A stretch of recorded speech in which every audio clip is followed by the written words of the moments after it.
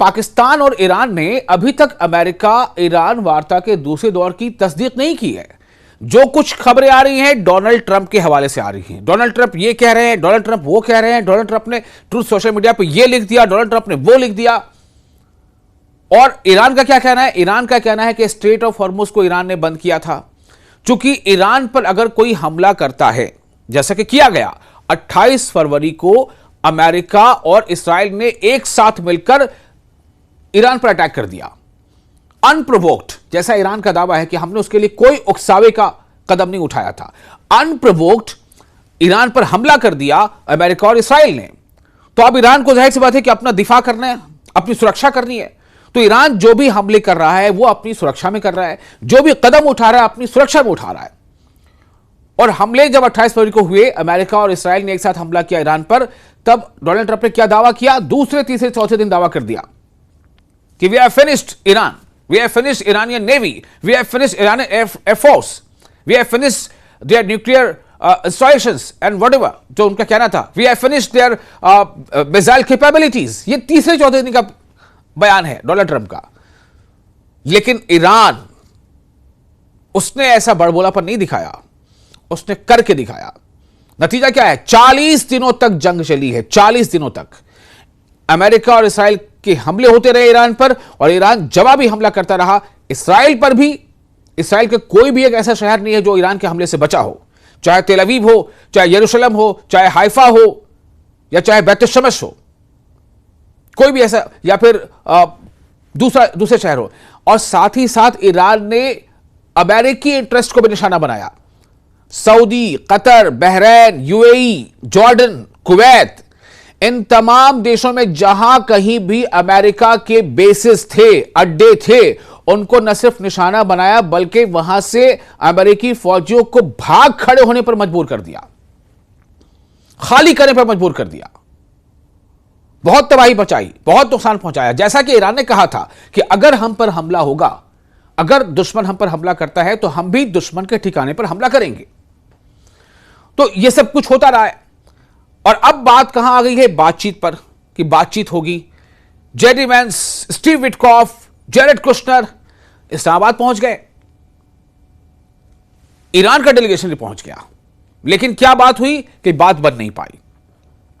फिर बातचीत होती रही, फिर अमेरिका और ईरान के बीच पाकिस्तान सालसी का किरदार निभाता रहा। शहबाज शरीफ के दौरे होते रहे अरब ममालिक के। आसिम मुनीर जो है वो ईरान पहुंच गए, ईरान से फिर अमेरिका जाने की बात सामने आई। तो अब हालात ये हैं, अमेरिकी राष्ट्रपति डोनाल्ड ट्रंप ने कहा है कि बातचीत करने वाले जो अधिकारी हैं वो सोमवार को पाकिस्तान जाएंगे, लेकिन ना तो ईरान और ना ही मेजबान पाकिस्तान, दोनों में से किसी ने इसकी तस्दीक नहीं की है।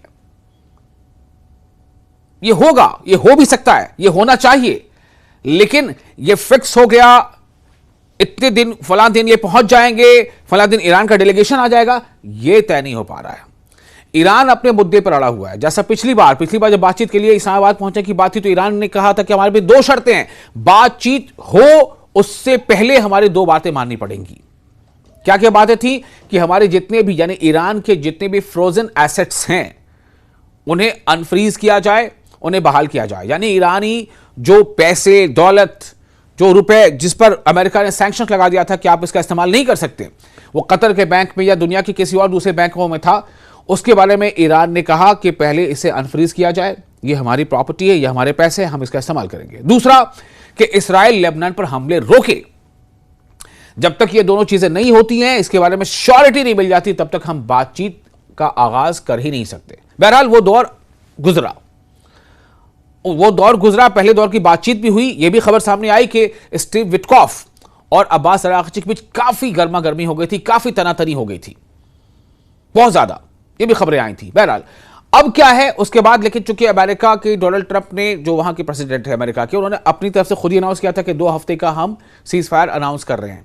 तो उन 2 हफ्तों के सीज फायर में अब महज 2 दिन बचे, और उसमें यह कहा गया था कि इस दौरान हम बातचीत करेंगे और इस सीज फायर को आगे कितना और प्रोलॉन्ग कर सकते हैं, कैसे इसको हम और ज्यादा टाल सकते हैं, इस पर बातचीत होगी। लेकिन ईरान बार बार यह कह रहा है कि अमेरिका दोहरा रवैया अख्तियार कर रहा है, बल्कि यूं कह लें कि अमेरिका जो है वो दोगली नीति पर काम कर रहा है। ये उनके कहने का मतलब था। एक तरफ आप बातचीत के लिए अमेरिका आगे बढ़ रहा है, दूसरी तरफ वो जो है वहां पर पर्शियन गल्फ में और ईरान के आसपास समुद्री इलाकों में अपनी मौजूदगी बढ़ा रहा है। अपने जो यूएस के जो फ्लीट कैरियर्स हैं, जो युद्धपोत हैं, उनकी संख्या बढ़ा रहा है।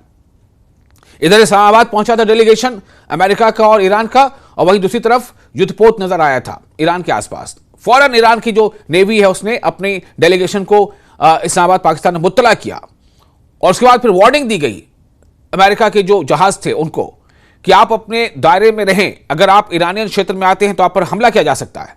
नतीजा क्या हुआ? अमेरिका के उन तमाम जहाजों को पीछे हटना पड़ा था। उसके बाद क्या हुआ? डोनाल्ड ट्रंप ने कहा कि हम ब्लॉकेट कर देंगे, हम ईरान के पोर्ट तक शिप जाने नहीं देंगे और ना ईरान के पोर्ट से शिप को निकलने देंगे, हम ब्लॉकेट कर देंगे। कर भी दिया। ईरान का कहना है कि आप ऐसा कर रहे हो तो यह सीज फायर का उल्लंघन है, और अब ईरान उसी पर अड़ा हुआ है कि जब तक सीज फायर का यह उल्लंघन जो है ये खत्म नहीं होता तब तक हम बातचीत के टेबल पर नहीं आएंगे।